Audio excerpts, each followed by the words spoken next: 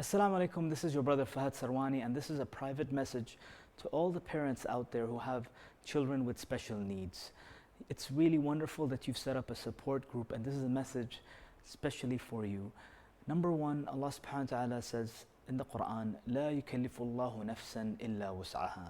Allah subhanahu wa ta'ala does not make us go through difficulties and challenges in this world, except that He knows that we can handle them. And so you need to realize as parents that Allah subhanahu wa ta'ala has chosen this test for you. Every single one of us in this world is going through our own unique tests. But you are special parents. Just like you have special needs children, you are special parents because Allah subhanahu wa ta'ala has chosen you for this test. Don't think you can handle it. You can handle it, and Allah subhanahu wa ta'ala knows that. So some of you have parents who probably have special needs, but they're going to be continuing to live a life with everyone else. They're going to have to make their way through this life with those special needs. Other parents, maybe your children are completely bedridden. For other parents, you probably have children that maybe have passed away. Me, myself, one of my daughters had a special need, and she died at about 20 days after birth. So I know what it feels like to even lose a child. So a message to all of you out there. Number one, Allah subhanahu wa ta'ala has made this world a test. And so people have different types of tests, and the key for the believer, people of Iman, their test is easy. And so one thing you have to understand is that Iman is so important for parents like you, because that is what's going to keep you going. That is the fuel that's going to keep you having hope. That is the fuel that's going to keep you having that beautiful patience. And so when you have faith in Allah subhanahu wa ta'ala, when you have Allah subhanahu wa ta'ala in your heart, and that makes you a person of peace, that makes you a person of giving and a person of loving and caring and helping one another. And I'm sure all of you being part of this support group, you are extremely nice people. You're very loving, kind, caring, and merciful people. And so that's such a beautiful thing. And with Iman, that will give you strength to carry on. So don't forget your relationship with Allah subhanahu wa ta'ala.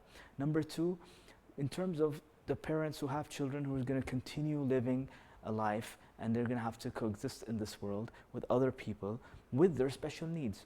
You need to understand that they are, in essence, a ruh, just like every single one of us. This external body doesn't matter.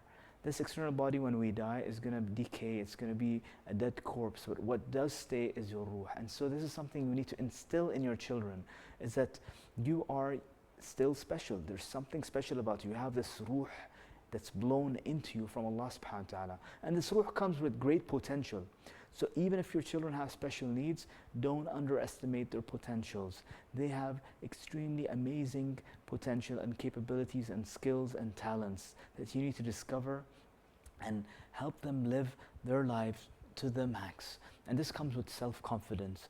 So of course it's a challenge for you to instill this self-confidence in them with those disabilities, but this is something you have to do to help them progress in this life and live their dreams. We have so many stories of disabled people or children with special needs who are doing amazing things, amazing talents out there. So this is an opportunity for you to discover that self-confidence in your child, that talent in your child. And number three, when it comes to this support group, continue to be connected with one another.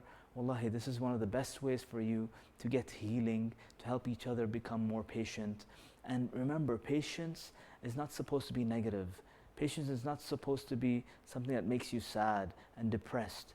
No, be hopeful, be optimistic, be someone who's accepting. Stop resisting this reality. Right? The more you resist, the more stressed you become. The more you are sad about the past, the more you're angry, that's just going to make situations worse. And so, instead of being stuck in the past with sadness, regret, and anger, or being stuck in the future with fear and worry about the future of your children, live in the present and think about the beautiful moments you're sharing with your children. Look at the beautiful things in them, and Allah subhanahu wa ta'ala, inshallah, will help you go through this time. And remember, life is just a couple of years, right? 70, 80, 100 years. The real life is ahead of us. This is only a test. And sometimes we forget that this life is just, a short stop.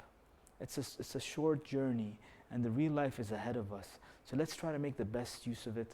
Spend your lives with optimism, with happiness, with acceptance, with peace.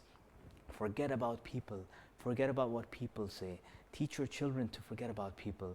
You know, Allah subhanahu wa ta'ala told us in the final message, the final surah of the Quran, to seek refuge from the evil of people. So people, people, people. This, Surah An-Nas, it highlights that people out there are really, not going to be benefiting us in the akhirah. What we need to focus is on ourselves, on the inner peace that is with us when it comes to our iman and our relationship with Allah subhanahu wa ta'ala, and that we have the keys to our own happiness. We have the keys to our own inner peace, and living in the present and appreciating every moment of life is what gives us that true peace and happiness.